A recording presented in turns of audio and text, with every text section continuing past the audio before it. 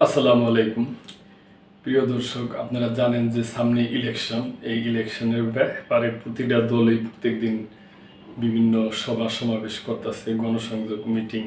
তো এরকম এই জামাতে ইসলামের মিটিংয়ে ওনাদের যে নায়েবে আমির সাহেব আছে, ওনাদের ওই গোলাম পরোয়ার সাহেব উনি আর কি বক্তব্য দিচ্ছেন ওই ব্যাপারে নিউজ। জামাত ক্ষমতায় গেলে দেশে বেকার থাকবে না, গোলাম পরোয়ার।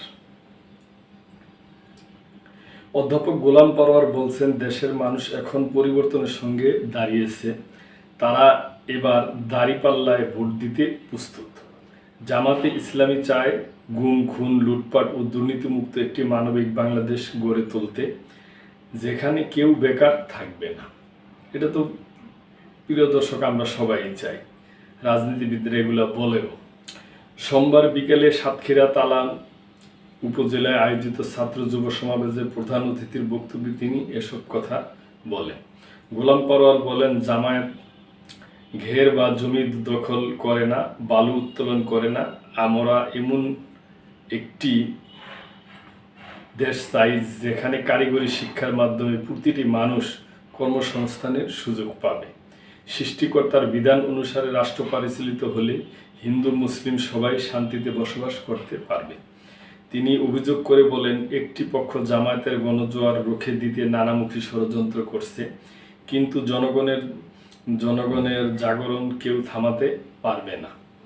দীর্ঘদিন বিএনপির সঙ্গে রাজনৈতিকভাবে চলার প্রসঙ্গ উল্লেখ করে গোলাম পরোয়ার বলেন, জামাত এখন স্বাধীনভাবে ভোটে অংশ নিচ্ছে, তবে আমাদের পোস্টার ছিঁড়ে ফেলা বা ব্যানার নষ্ট করা বন্ধুসুলভ আচরণ নয়।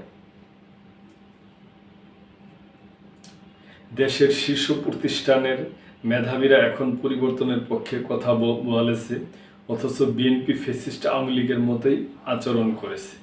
তিনি বলেন, স্বাধীনতার 54 বছরে আওয়ামী লীগ, বিএনপি ও জাতীয় পার্টি ক্ষমতায় থেকেও দেশের মানুষের ভাগ্য পরিবর্তন করতে পারেনি। তারা নিজেদের অবস্থান পরিবর্তন করেছে। একমাত্র জামাতে ইসলামী এখনও ক্ষমতায় যায়নি।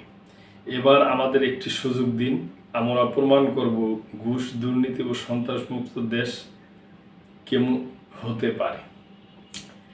ছাত্র শিবিরের কেন্দ্রীয় সেক্রেটারি নুরুল ইসলাম সাদ্দাম সমাবেশে বলেন, দেশের 4টি বড় বিশ্ববিদ্যালয়ে ছাত্র শিবিরের উপর শিক্ষার্থীরা আস্থা রেখেছে। অতীতের অভিজ্ঞতা বলেছে, যারা ঢাকা বিশ্ববিদ্যালয়ে জয়লাভ করে তারাই জাতীয় নির্বাচনে সফল হয়। তাই পরিবর্তনের যাত্রায় জামাতের উপর আস্থা রাখার সময় এসেছে। সমাবেশে সভাপতিত্ব করেন তালা উপজেলা জামাতের ইসলামীর আমির মাওলানা মফিদুল্লাহ।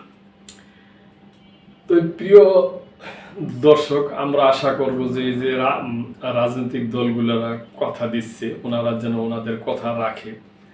তার কারণ ইলেকশন আসলে এরকম অনেক আমরা শুনতে পাই, কিন্তু পরবর্তীতে দেখা যায় যে তারা এই দিক থেকে সরে পড়ে। কিন্তু আমরা আশা করব যে এটা করবে না কোনো রাজনৈতিক দলই না। তার কারণ দেশকে সামনের দিকে এগিয়ে নিয়ে যেতে হবে। অনেক বছর হলো স্বাধীন হয়ে গেছে, আর কত একটা সুস্থ সুন্দরভাবে যেন এটা নির্বাচন হয়, সবাই যেন ভোট দিতে পারে। তো প্রিয় দর্শক, এই ব্যাপারে আপনাদের যদি কোনো মূল্যবান মন্তব্য থাকে অবশ্যই করবেন, এবং লাইক, শেয়ার, কমেন্ট করে সাবস্ক্রাইব করে মেম্বারশিপ নিয়ে আমাদের পাশেই থাকবেন। আল্লাহ হাফেজ।